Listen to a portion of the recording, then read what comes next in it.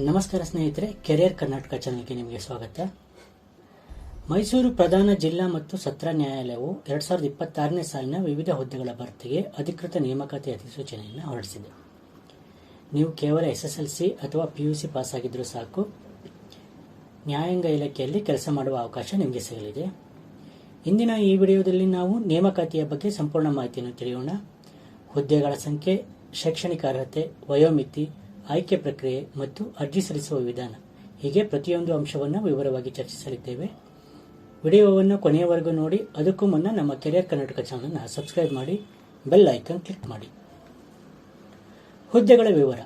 ಮೈಸೂರು ಜಿಲ್ಲಾ ನ್ಯಾಯಾಲಯದಲ್ಲಿ ಒಟ್ಟು 93 ಖಾಲಿ ಹುದ್ದೆಗಳ ಭರ್ತಿಗೆ ಅರ್ಜಿ ಆಹ್ವಾನಿಸಲಾಗಿದೆ. ಈ ಹುದ್ದೆಗಳನ್ನು 4 ವಿವಿಧ ವಿಭಾಗಗಳಾಗಿ ವಿಂಗಡಿಸಲಾಗಿದೆ. ಮೊದಲನೇದಾಗಿ ಸೇವಕರು ಅಥವಾ ಪ್ಯೂನ್ ಹುದ್ದೆಗಳು. ಇಲ್ಲಿ ಒಟ್ಟು 75 ಹುದ್ದೆಗಳು ಖಾಲಿ ಇವೆ. ಎರಡನೇದಾಗಿ ಆದೇಶ ಜಾರಿಕಾರರು ಅಥವಾ ಪ್ರೊಸೆಸ್ ಸರ್ವರ್, ಒಟ್ಟು 11 ಹುದ್ದೆಗಳಿವೆ.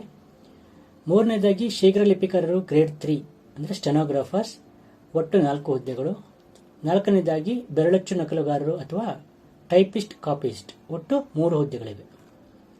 ಶೈಕ್ಷಣಿಕ ಅರ್ಹತೆ.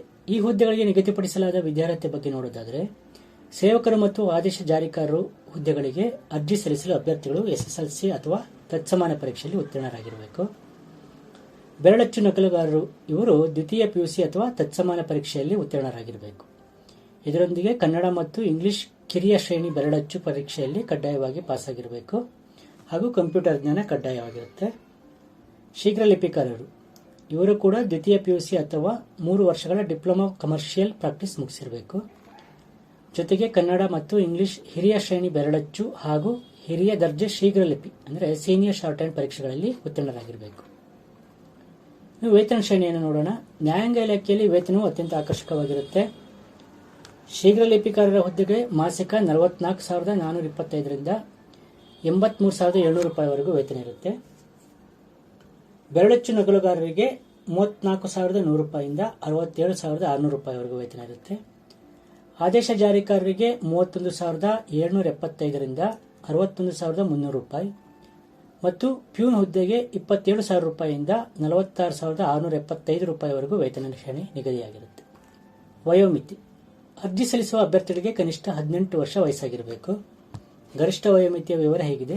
ಸಾಮಾನ್ಯ ವರ್ಗದವರಿಗೆ 40 ವರ್ಷ, ಪ್ರವರ್ಗ 2A, 2B, 3A, 3B ಅಭ್ಯರ್ಥಿಗಳಿಗೆ 43 ವರ್ಷ, ಪರಿಶಿಷ್ಟ ಜಾತಿ, ಪರಿಶಿಷ್ಟ ಪಂಗಡ ಹಾಗೂ ಪ್ರವರ್ಗ 1ರ ಅಭ್ಯರ್ಥಿಗಳಿಗೆ 45 ವರ್ಷಗಳವರೆಗೂ ಅವಕಾಶ ಇರುತ್ತೆ.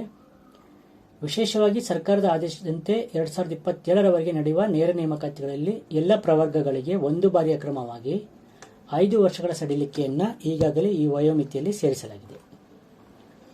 ಆಯ್ಕೆ ಪ್ರಕ್ರಿಯೆ. ಸೇವಕರು ಮತ್ತು ಆದೇಶ ಜಾರಿಕಾರ ಹುದ್ದೆಗಳಿಗೆ SSLC ಪರೀಕ್ಷೆಯಲ್ಲಿ ಗಳಿಸಿದ ಅಂಕಗಳ ಆಧಾರದ ಮೇಲೆ ಮೆರಿಟ್ ಪಟ್ಟಿಯನ್ನು ಸಿದ್ಧಪಡಿಸಲಾಗುತ್ತದೆ. ಪ್ಯೂನ್ ಹುದ್ದೆಗಳಲ್ಲಿ 1 ಹುದ್ದೆಗೆ 10 ಅಭ್ಯರ್ಥಿಗಳಂತೆ ಹಾಗೂ ಆದೇಶ ಜಾರಿಕಾರ ಹುದ್ದೆಗಳಿಗೆ 25 ಅಭ್ಯರ್ಥಿಗಳಂತೆ ಸಂದರ್ಶನವನ್ನು ನಡೆಸಲಾಗುತ್ತೆ. ಅಂತಿಮವಾಗಿ 10 ಅಂಕಗಳ ಸಂದರ್ಶನ ನಡೆಸಿ ಆಯ್ಕೆ ಮಾಡಲಾಗುತ್ತೆ. ಶೀಘ್ರ ಲಿಪಿಕಾರರು ಮತ್ತು ಬೆರಳಚ್ಚು ನಕಲುಗಾರರಿಗೆ ಅರ್ಹತಾ ಪರೀಕ್ಷೆ ಅಂಕಗಳ ಜೊತೆಗೆ ಉಕ್ತ ಲೇಖನ ಮತ್ತು ಕಂಪ್ಯೂಟರ್ ಬೆರಳಚ್ಚು ಪರೀಕ್ಷೆಗಳನ್ನು ನಡೆಸಲಾಗುತ್ತೆ. ಈ ಪರೀಕ್ಷೆಯಲ್ಲಿ ಗಳಿಸಿದ ಅಂಕಗಳು ಮತ್ತು ಸಂದರ್ಶನದ ಆಧಾರದ ಮೇಲೆ ನೇಮಕಾತಿ ನಡೆಯುತ್ತೆ. ಅರ್ಜಿ ಶುಲ್ಕ.